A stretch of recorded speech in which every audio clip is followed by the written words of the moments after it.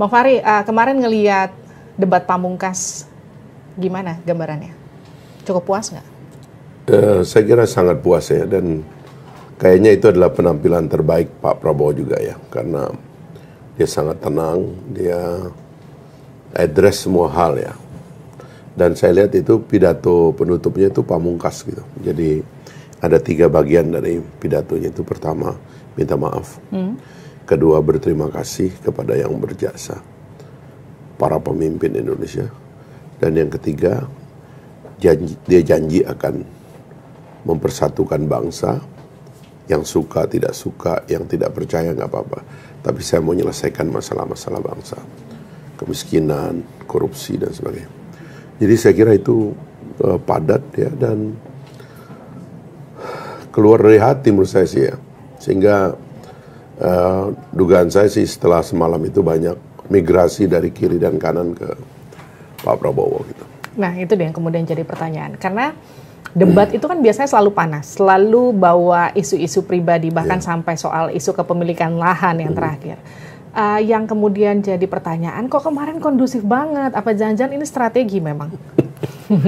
Tapi sebenarnya sih memang harus jujur diakui bahwa dalam cara kita mengatur kontestasi pemilu ya, sebenarnya kita tidak terlalu mengatur bahwa ada konten yang akan secara permanen kita persoalkan.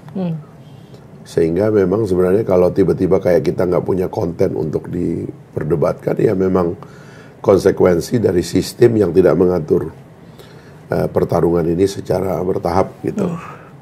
Bahkan waktu muncul tema-tema yang panas itu lebih banyak sesuatu yang terkait pribadi, tidak terkait kebijakan sama sekali, tidak terkait gagasan juga gitu. Nah, itu kelemahan dari sistem kita ya. Itulah sebabnya kadang-kadang kita berpikir lalu buat apa pertarungan ini terlalu dibikin tajam gitu. Saya kira message itulah yang ingin ditangkap juga oleh publik, bahwa ya terus elit kayak begini nih kan bertarungnya juga nggak serius kan gitu kan, misalnya terus nanti bilang ya udah terus ngapain lama-lama, terus ngapain ini dibikin rumit gitu loh. Jadi ada yang begitu di masyarakat kita. Karena kemudian masyarakatnya juga ada yang beranggapan nonton debat ini kayak nonton kerja sama kelompok, karena yang satu bilang programnya A, saya setuju. Saya tambahkan jadi terkesan nggak debat. Nah itu yang saya dari dulu saya persoalkan kan. Jadi debat itu harusnya 3 tahapan. Satu, tahapan partai politik, yaitu pertarungan apa beda antara partai satu dengan partai lain. Gitu. Harusnya itu ada perdebatan khusus tentang itu. That's why kita membuat partai yang begitu banyak. Sebab kalau ternyata nggak ada bedanya antara partai yang ada, terus kenapa kita mesti bikin partai? Kan begitu ya kan. Harusnya itu ada tuh satu session gitu dalam masa kampanye itu.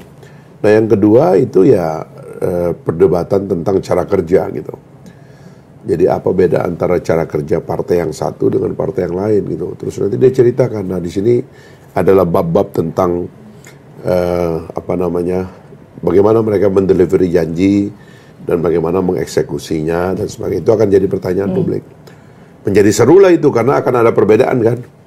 Nah barulah yang terakhir itu antar tokoh kandidat gitu. Kenapa dia dan si dianya sendiri tampil mewakili gagasan partainya, mewakili cara kerjanya, barulah kemudian akan ada sesuatu yang agak mendasar gitu.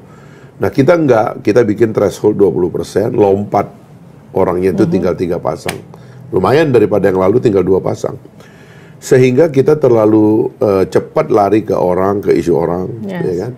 Jadi kita nggak tahu juga beda ideologinya apa antara orang-orang ini. Gitu. Kita kan paling punya persepsi doang kan. Nah, tentu Pak Prabowo yang paling dapat untung akhirnya. Kenapa? Karena dia adalah kandidat paling populer, paling lama, tangganya paling banyak, rutenya menuju ke situ paling jelas, paling dikenal rakyat, paling dikenal elit, pendukungnya paling solid, gitu. Karena kan dia naik tangga kan, bertahap gitu. Tapi kalau yang lain ini kan tiba-tiba dimunculkan di tengah jalan, sesuatu yang nggak jelas, gagasan nggak jelas.